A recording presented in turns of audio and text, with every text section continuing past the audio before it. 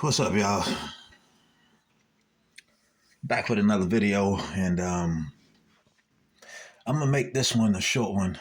Make a long story short, but yeah, this one is a bit confusing. But don't forget to like and subscribe, and let me get right to it.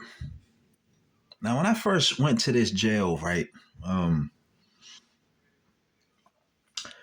it was like my first day when I went there, and I saw this guy, and he was a short guy, big eyes. He looked kind of weird. He just had that look to him that something was off about him.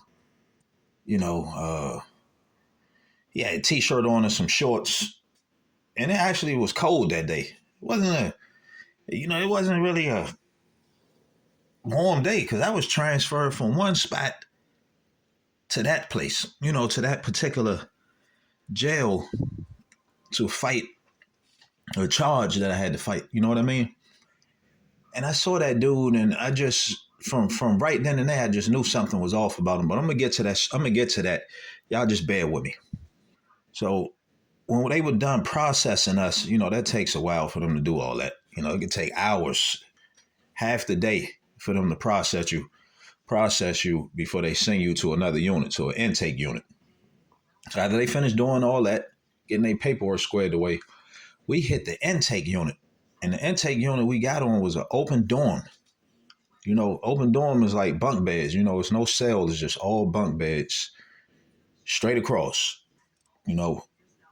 And when you in them open bunk beds, man, it's a dangerous situation because whoever you beefing with can get to you very easily.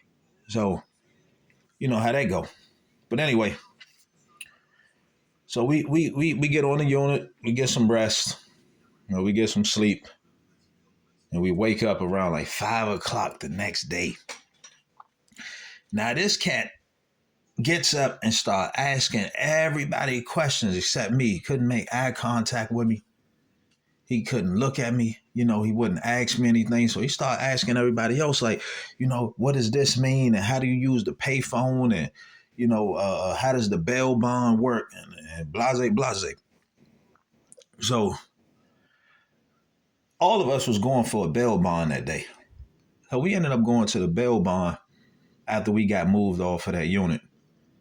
In the bail bond room, it's a small room with a flat screen TV. It's a waiting room. And it was about four of us waiting in this room. And he was there.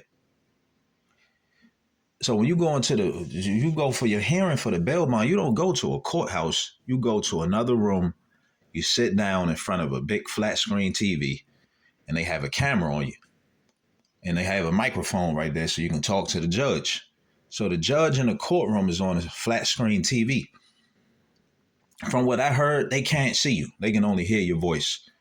So, but anyway, we were sitting in the lobby waiting for our hearing, and dude was asking questions, talking, and he could never make eye contact with me. Never looked at me, nothing. So he goes in there, and he gets a bail bond right away. And he said that he doesn't understand why these people keep accusing him of stalking when he's not even stalking anybody. So that's what he was saying.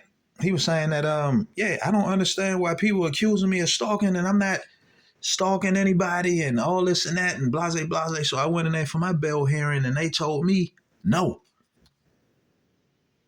So I was like, dang. So he was sitting there saying that the system ain't right, the system this, the system that. I'm just looking at him like, man, this dude is so phony and fake, man. There's just something off about this cat, man. So I ended up getting put on lockdown again. Now, I was on lockdown a lot, like I told y'all before in previous videos. I was on lockdown, and guess what? A news story came up about this guy being a pedophile. And it was probably about a 10-minute segment where they was talking about how this guy was fondling with kids at the elementary school, and he's been accused multiple times. And I was like, what? They let this dude out? Yeah, they gave him bond. The same judge that denied me bond multiple times let that guy out just like that. So whole time a damn pedophile was just right in front of us, walking around. And I knew something wasn't right with him. But had he stayed in that jail, he would have been, you know, some bad things probably would have happened to him. Because y'all know how that is, man. Pedophiles get no love. But he probably would have had to check in on protective custody.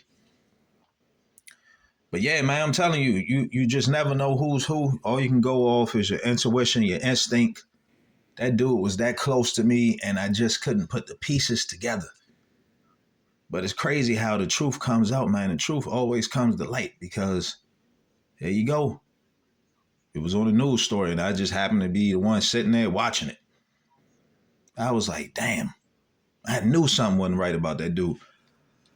But yeah, y'all, that's it, man. I told you I was gonna make this a short video. Like and subscribe. My Cash App up in there too, up in the description. I'm gonna keep these videos coming, and I'm gonna holler at y'all soon.